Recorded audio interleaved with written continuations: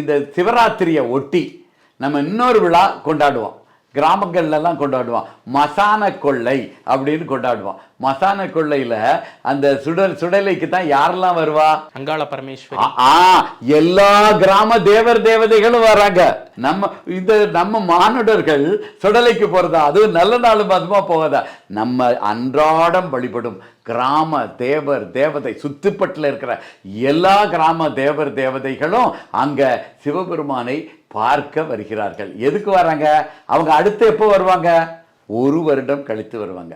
அப்ப இந்த சிவராத்திரியில் சிவபெருமானை வணங்கி 1 வருடத்திற்கு தேவையான அருளாற்றலையும் ஆசிகளையும் சிவபெருமான்கிட்ட வாங்கி அடுத்த 1 வருடங்களுக்கு மக்களுக்கு அருள் புரிய தயாராகும் நாட்கள் தான் இது.